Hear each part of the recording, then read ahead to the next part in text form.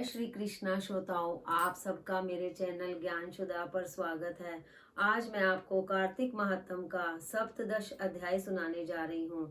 इस अध्याय को सुनाने से पहले आओ हम सब ठाकुर जी की कृपा लेते हैं इस भजन के माध्यम से। अब सौंप दिया इस जीवन का सब भार तुम्हारे हाथों में, सब भार तुम्हारे हाथों में है, जीत तुम्हारे हाथों में और हार तुम्हारे हाथों में और हार तुम्हारे हाथों में। मेरा निश्चय बस एक यही, एक बार तुम्हें पा जाऊं मैं, एक बार तुम्हें पा जाऊं मैं। अर्पण कर दूं जीवन भर का सब प्यार तुम्हारे चरणों में, सब प्यार तुम्हारे चरणों में। जो जग में रहूं तो ऐसे रहूं, जो जल में कमल का फूल रहे, जो जल में कमल का फूल रहे। यदि मानुष्य का मुझे जन्म मिले, यदि मानुष्य का मुझे जन्म मिले, तेरे चरणों का पुजारी बनूं, तेरे चरणों का पुजारी बनूं। मुझ में तुझ में बस भेद यही, मैं नर हूँ तुम नारायण हो, मैं नर हूँ तुम नारायण हो। मैं हूँ संसार के हाथों में, संसार तुम्हारे हाथों में। अब सौंप दिया इस जीवन का सब भार तुम्हारे हाथों में। अथ सप्तदश अध्याय। शुक्राचार्य जी कहने लगे कि हे राजा बलि, विष्णु तुम्हारा राज्य लेने के लिए अदिति के गर्भ से जन्म लेकर वहीं तुम्हारे यज्ञ में आए हैं, सो तुम इनको कुछ भी मत देना। हे राजन, मेरा कहना मानो। नीति शास्त्र का कहना है कि अपनी बुद्धि से गुरु की बुद्धि अधिक लाभदायक होती है। तब बलि कहने लगा, हे गुरुजी, आप मुझे अधर्म की शिक्षा क्यों देते हैं? घर पर आए हुए याचक को दान ना देना राजा के लिए अत्यंत अधर्म की बात मानी जाती है, और यदि स्वयं विष्णु भगवान ही याचक बनकर आए हैं तो इसके बराबर मेरे लिए सौभाग्य की और क्या बात हो सकती है। मैं जितने भी यज्ञ करता हूँ केवल विष्णु की प्रसन्नता के लिए ही करता हूँ। यह वटुक जो भी मुझसे मांगेगा मैं अवश्य इसको दान दूंगा। इतने में ही वामन भगवान राजा बलि के यज्ञ मंडप में आ गए। तब बलि ने अर्घ आदि देकर उनका यथोचित आदर सत्कार किया, फिर हाथ जोड़कर खड़ा हो गया और कहने लगा कि हे नाथ, मैं धन्य हो गया जो आज आपने यहाँ आकर दर्शन दिए। अब आज्ञा कीजिए, मैं आपकी क्या सेवा करूं?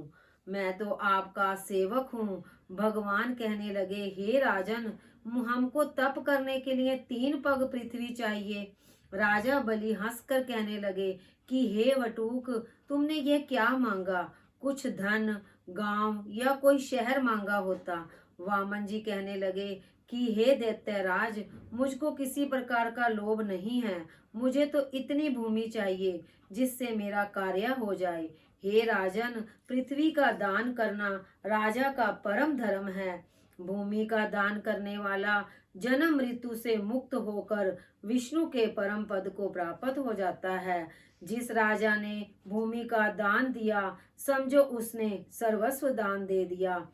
हे राजन, यह पृथ्वी सदैव किसी के पास नहीं रही। मानधाता जैसे सारे पृथ्वी के भोगने वाले राजा आज वहाँ हैं। चंचल लक्ष्मी से जो अपना मार्ग सुधारते हैं वे धन्य हैं, अधिक क्या कहें। भूमि दान से उत्तम दान ना कोई हुआ है, ना ही कोई होगा। अब मैं तुमसे पूर्व काल का एक इतिहास कहता हूँ। पहले ब्रह्म कल्प में भद्रमती नाम का एक ब्राह्मण था। उसके श्रुता, सिंधु, यशोमती, शोभा, कामनी, मालिनी नाम की 6 स्त्रियां तथा अनेक पुत्र थे। अतः वह और उसकी संतान भूख से अति दुखित हो गए। इस दरिद्रता के कारण वह स्वयं को धिक्कारने लगा। फिर वह अपने कुटुंब सहित कौशाम्बी नाम की नगरी में चला गया। वहां जाकर भद्रमती ने सुघोष नाम के एक धनी ब्राह्मण से 5 पग भूमि मांगी, तो उसने भूमि दे दी। इसी भूमि दान के कारण उस सुघोष नामक ब्राह्मण को विष्णु का परम पद प्राप्त हुआ। फिर भद्रमती ने वह भूमि एक दूसरे ब्राह्मण को दान दे दी, जिससे उसे भी मोक्ष प्राप्त हुआ। इस कारण हे राजन, हमें 3 पग भूमि दो, जिससे हम भी मोक्ष का साधन प्राप्त करें। इतनी बात सुनकर राजा बलि जल युक्त टूटी वाला लोटा लेकर भूमि का संकल्प करने के लिए तैयार हो गया। तब शुक्राचार्य तपोबल से अपना सूक्ष्म रूप बनाकर राजा बलि को संकल्प करने से रोकने के लिए लोटे की टूटी में जल रोक कर बैठ गए। वामन भगवान शुक्राचार्य के मन की बात जान गए। अतएव उन्होंने एक तेज अग्रभाग वाली कुशा लेकर उस लोटे की टूटी के छिद्र में डाल दी, जिससे शुक्राचार्य की एक आंख फूट गई। इसके पश्चात राजा बलि ने 3 पग भूमि का संकल्प दे दिया। उसी समय भगवान विराट रूप होकर ब्रह्मलोक तक बढ़ गए। विराट रूप भगवान ने 2 पगों में सारा ब्रह्मांड नाप लिया। फिर पांव के अंगूठे से ब्रह्मांड फूट गया। उस फूटे हुए मार्ग से पानी के बहुत से स्तोत्र बहने लगे। भगवान विष्णु का पैर उस जल से धोया गया। वह निर्मल लोक पावन जलधारा का रूप हुआ। वही जल ब्रह्मा आदि देवताओं को पवित्र करता हुआ सप्त ऋषियों से सेवित सुमेरु पर्वत के ऊपर पड़ा तथा गंगा के नाम से विख्यात हुआ। इस दृश्य को देखकर ब्रह्मा आदि सब देवता और ऋषि मुनि स्तुति करने लगे कि हे सबके स्वामी अनंत मूर्ति, आपको नमस्कार है।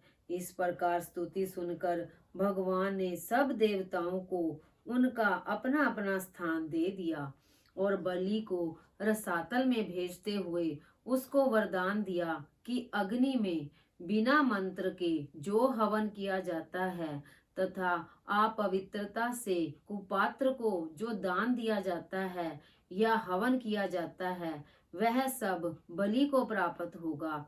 इस प्रकार भगवान ने देवताओं को सुंदर स्वर्ग तथा बलि व अन्य दैत्यों को रसातल दिया। इतना सब कुछ करके विराट रूप भगवान वामन रूप हो गए। तब देवताओं तथा ऋषियों ने भगवान की स्तुति की। तदंतर वामन जी तप करने के चले गए। इस प्रकार ऐसी पावन गंगा की उत्पत्ति भगवान के चरणों से हुई, जिसके स्नान एवं स्मरण मात्र से जन्म जन्मांतर के पाप नाश हो जाते हैं। इति सप्तदश अध्याय। बोलो विष्णु भगवान की जय। बोलो तुलसी मैया की जय। बोलो कार्तिक महात्म की जय। अगर आपको मेरी ये वीडियो पसंद आई हो तो इसे लाइक करना और सब्सक्राइब करना ना भूलें। जय जय श्री राधे श्री राधे।